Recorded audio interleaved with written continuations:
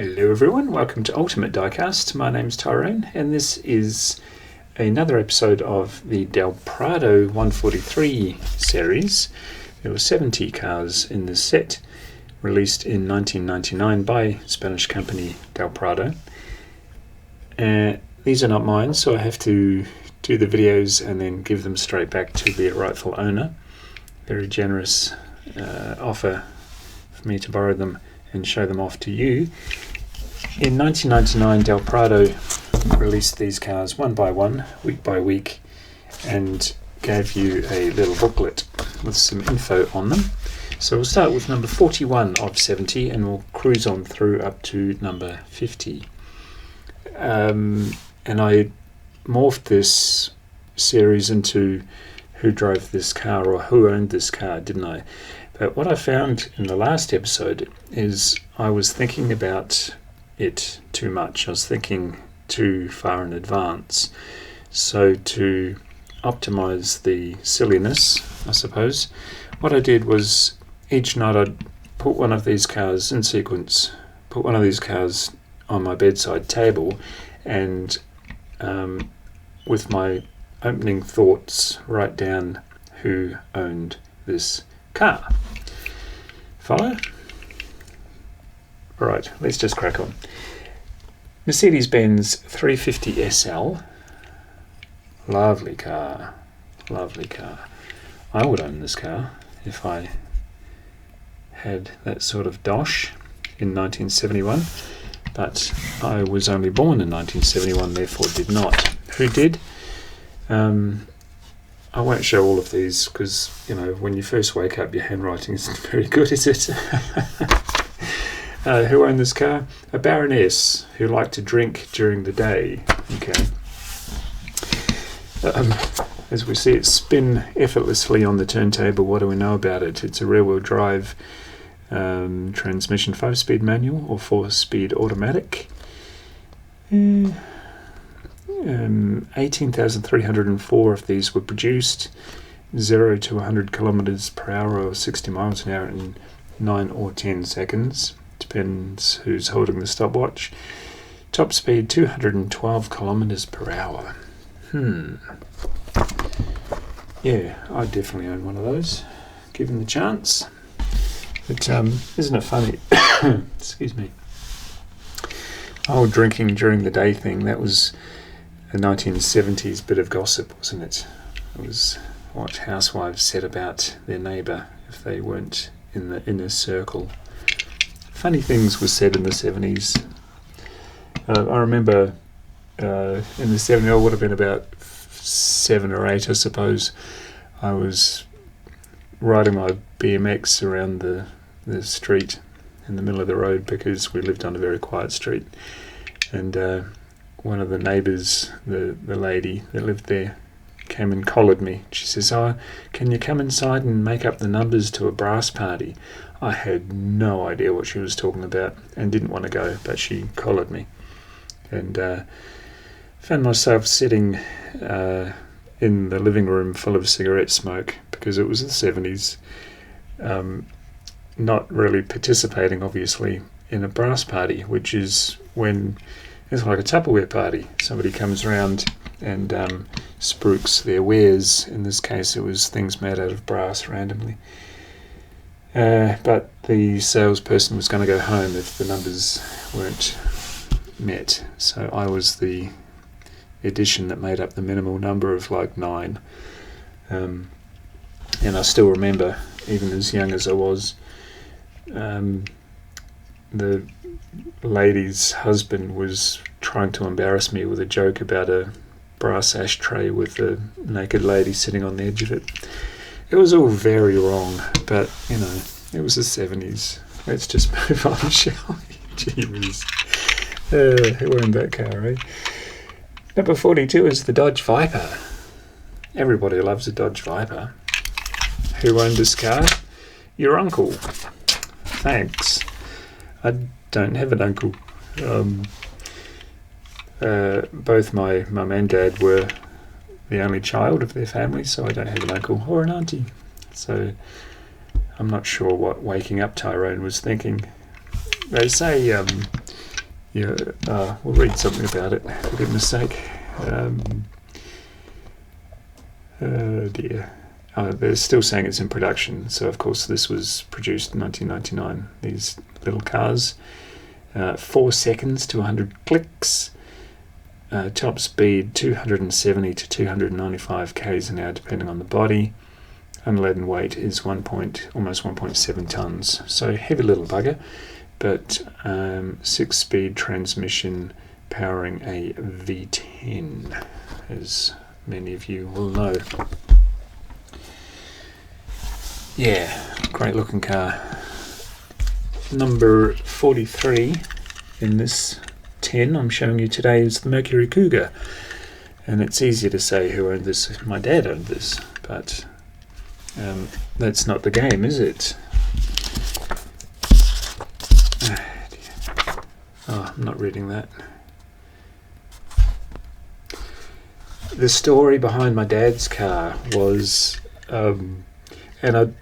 as kids we'd heard the story before about other cars, so it was only urban myth, that a hooker owned it, and well, we were told a lady of the night, and then of course we needed to know what that meant. So one of those girls owned it, and it got cut in half by a freight train before my dad owned it. But we heard that about a few cool cars in our city. Yeah, hooker owned it and drove it drunk one night and got cut in half by a freight train. But they put it back together. Doesn't it look great? Ford Mercury Cougar. Total production 27,201. That's the XR7s in 1967. So, yeah, information's a bit sketchy, isn't it? Engine front-mounted V8. That's fairly common knowledge. Rear-wheel drive, 3-speed or 4-speed, manual or automatic. That doesn't make sense. 15 seconds. Bit of a slow coach. Made a great noise though. Length of these is almost 5 meters. Always blows me away how long American two-door cars still are. Number 44 is the Saab. I suppose I'm rambling quite a lot this morning, so I was going to say I hope the turntable shots get enough airtime. I don't have to cut them short, but everything's a bit long-winded in this episode. Number 44 is the Saab 900. Who owned this car? That's the wrong card. Lick your fingers, boy. A Seinfeld fan. Yeah.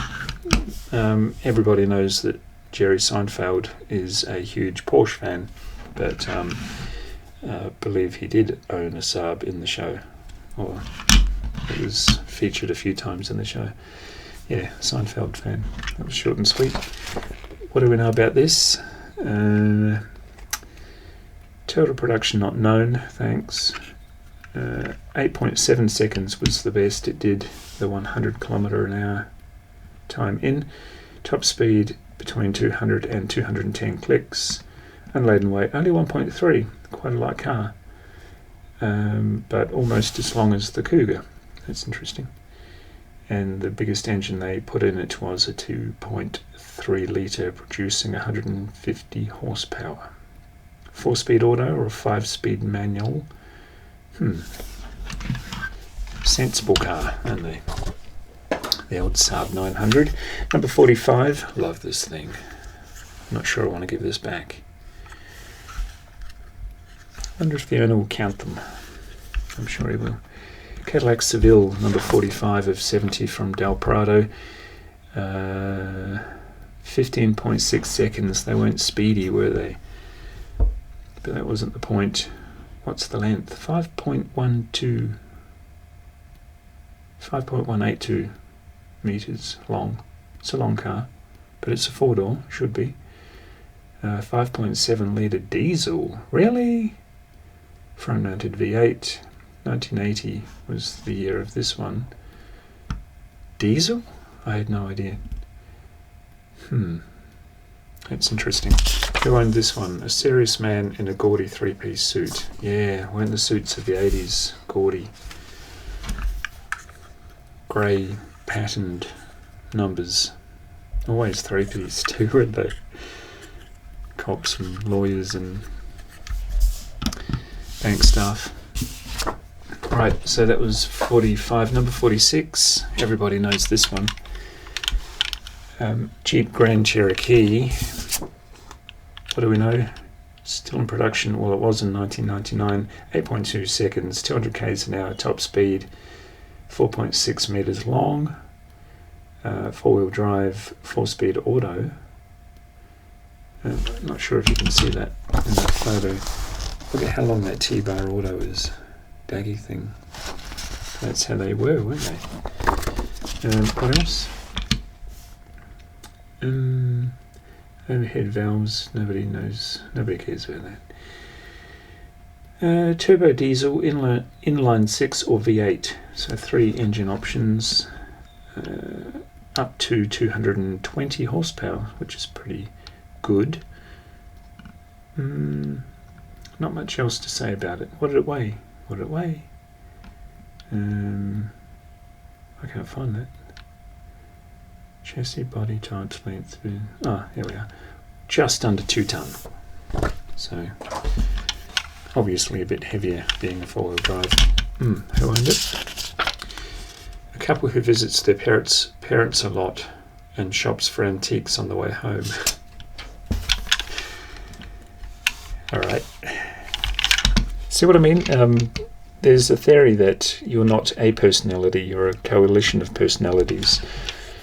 I certainly believe that, because when you wake up, you come out with some ideas that won't be thought of during the day. Number 47 of 70, but 7th of 10 I want to show you today is the Mitsubishi Pajero. Might not be called a Pajero where you come from, but they are in Australia. To me, this review mirror stuck down near that headlight means this one's from the Japanese domestic market. I remember growing up, cars in New Zealand, if they had that, it meant they were second-hand imports from Japan. So that's a bit random. What do we know about the Mitsubishi Pajero? 12 seconds to 100. Doesn't really matter, does it? It's not one of those cars. Almost exactly the same weight as the Grand Cherokee, but that was the target market. 3.5 litre V6. 4 meters long. Yeah. Who owned a Pajero? Waking Tyrone. Anyone with a Labrador? Yeah, I suppose so. They put those cages along the back, so if they hit something, the dog doesn't hit them in the back of the head. Yeah, anybody with a Labrador kind of fits. This is number 48. Datsun 240Z. What a lovely car. Very 70s colour, isn't it? I'm glad I'm doing the turntable shots for these. I haven't yet, but I will. Who owned this? An earlier version of me. It's a bit harsh. I know what I'm getting at. Yeah. I did have a Z. It was obviously a much later model than this. Somebody in their 40s, not that I am now, with that last gasp of youth, desperately trying to hang on to his youth as he sees it disappear in that rearview mirror, along with his driver's license, if he keeps it. That's who owned that car. Total production 156,000. 8 seconds was the 100k an hour time. Just a fraction over 1 ton, so half of that of the Cherokee and the Pajero. 2.2 meters long. No, that's the wheelbase. 4.1 meters long is the length. And anything else? 2.4 litre inline 6. And yeah, cool car. Cool car. We'll just put him out front because we've only got a couple left. AC Cobra. Everybody knows what that is. Oh man, what a great looking vehicle. Is that nitrous or a fire extinguisher? Yeah, the sound of these things. Who owned it? AC Cobra. A die-hard fan. Or a die-hard Ford fan. It's interchangeable, isn't it? It's that kind of car. Bruce Willis would probably be happy in one of these. Yeah, definitely a die-hard Ford fan, but also a fan of the action genre. Let's get some details. Total production 1145, but of course there's probably a lot more of those now in replica in the do-it-yourself in your garage type. Can't really tell the difference. Top speed up to 280 kilometers per hour. Way under a ton for the unladen weight. Wow, I thought that would be quite heavy, but no. Maximum power 425 brake horsepower in a 7 litre. Oh my lord. No wonder everybody wants one. And all that power just under your butt. Oh, great. And shall we end on a low note? Depending on if you're a fan of these or not. This is the Renault Sport Spider. Never seen this in real life. It's too, yeah. What would the word be? What did I say in my waking thoughts? An artsy couple that lives in a converted factory loft and who found everything either incredulous or hilarious. Yeah, that fits. I wrote these some time ago, and I've just sort of gotten around to making the video, which, yeah. But it fits. It's almost a couple. You could add to that. They didn't park it in their garage, they parked it in their living room because it was so pretty. But, yeah, I'd sooner have the Cobra. What do you think? That was another 10 of the Del Prado 70. Sounds like a bank job. I love the Cadillac and the Cougar, obviously. But if I was going to pick one for these days, I'd probably go for this. But you can imagine the costs of keeping that thing on the road. Cool. Hope you enjoyed the show, and I'll see you in the next one. Bye.